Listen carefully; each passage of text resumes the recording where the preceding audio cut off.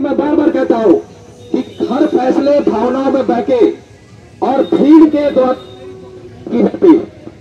कुछ फैसले बहुत स्मार्ट तरीके से की जाते हैं और हम लोग इस बार उसी स्मार्ट तरीके से हम लोग आगे बढ़ रहे हैं, जिसमें आप सभी लोगों का सहयोग चाहिए। एक तरफ तो हम लोग पेपर कैंसिलेशन के लिए दबाव बनाएंगे क्योंकि हमारे पास एविडेंस है। एकदम आप लोग श्योर रहिए कि हमारे पास एविडेंस है और उस एविडेंस के आधार पे 22 तारीख की परीक्षा दिन को रद्द करनी ही होगी। लेकिन हम सभी लोगों का मानना है कि अगर 22 तारीख की पेपर अगर परीक्षा बाहर है तो 21 तारीख की क्या गारंटी और कितने लोगों का विश्वास है कि इसका परीक्षा बाहर नहीं होगा, क्वेश्चन बाहर नहीं हुआ? क्या आप लोगों का विश्वास है? बिल्कुल मैं कह रहा हूं नहीं है। सोचिए इतने बड़े स्तर पे पेपर को इन लोगों ने स्मार्टली तरीके से बहुत लिमिटेड लोगों तक रखा है, बहुत ही इस बार। और मोबाइल जो बंद किया गया था इसका कारण भी यही था कि अगर मोबाइल में नेट चलेगा तो हमारी करतूतें बाहर आएंगी। और इसीलिए अगर आप गौर से देखेंगे तो अगले दिन जो पहले दिन एग्जाम का नेट को बंद किया गया था 8:30 बजे बंद किया गया था, नहीं बंद किया गया था। लेकिन अब अगले दिन गौर से देखिए तो अचानक से यह आदेश जारी होता है कि पूरा इंटरनेट को 2 बजे से ही बंद कर दिया गया था। बंद किया गया था या नहीं किया गया था? सोचिए इसके पीछे भैया आखिर कौन सी मंशा थी? 2 बजे रात में नेट बंद करने का कोई तुक था क्या?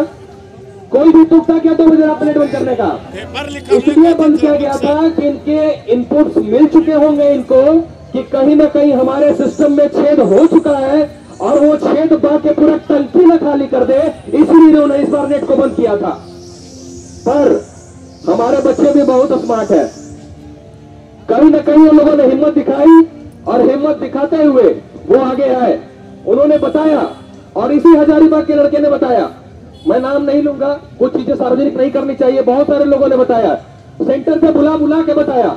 और उस दिन जिस दिन परीक्षा हो रही थी आप परीक्षा जरूर दे रहे थे, लेकिन हम कुछ शिक्षक लगातार सेंटर्स पे भाग दौड़ कर रहे थे क्योंकि हमें पता चल चुका था, इस चीज का अंदेशा हो चुका था कि कहीं ना कहीं जब इतने लोग आरोप लगा रहे हैं तो वो आरोप सही है। और उस आरोप को बहुत बहुत स्मार्टली तरीके से जब हम लोग वो किए, उस पर गहन रिसर्च किए तो पता चला कि पेपर कहीं ना कहीं आउट है, पेपर आउट हो चुका है। और एक चीज मैं बताऊं आपको, इस पेपर आउट गिरोह का सबसे बड़ा सरगना आपके हजारीबाग में ही है, आपके हजारीबाग में ही है या नहीं है? ये सब आप लोग भी जानते हैं क्योंकि आप ही के लोग के बीच के दोस्त हमको तरह तरह का कॉल करके मैसेज करके बताते रहे कि सर आज ही 10 लड़का उठ गया है सर उसका फोनवा स्विच ऑफ है सर, कॉल रिसीव नहीं कर रहा है सर, सही कर रहा है ना? बिल्कुल सभी यही किया गया है। अब मैं बता रहा हूं कि हजारीबाग में यही पे जो है गढ़ है और यहां से लड़के गए हैं बाहर और मेरी इनपुट कभी झूठी नहीं होती। और ये आप लोग भी जानते हैं सर, ये आपके बीच के ही बच्चे थे, आपके बीच के ही बच्चे थे ना? बिल्कुल ये आप कह रहे हैं आपके बीच के ही बच्चे थे कि जो बाहर कहीं ना कहीं उनको पेपर मिला था और वो पेपर रटने गए थे। तो सोचिए जब इतना छाछ प्रबंध होने का बताया जाता है तो भाई आखिर पेपर लीक कैसे हो गया? कैसे हो गया पेपर लीक? हेमंत सोरेन की सरकार ने मैं पॉलिटिकली बातें जल्दी तो नहीं करता हूं पर आज करने पे मजबूर हूं कि सिर्फ बालू गिट्टी ही नहीं, युवाओं का भविष्य भी बेचा है इन्होंने, युवाओं का भविष्य भी बेचा है इन लोगों ने। और अगर आज पॉलिटिक्स करने पे किसी ने मजबूर किया है तो इस सरकार ने 4.5 साल तक और आज 4.25 साल हम लोग कह रहे हैं, हम लोग आदरणीय विनम्र हर तरीके से हम लोग मान मनोबल करते रहे, हर तरीके से मान मनोबल करते रहे कि शायद अब ये सिस्टम रुकेगा, शायद ही रुकेगा तरीका, पर ये लोग रुकने का नाम नहीं ले रहे हैं।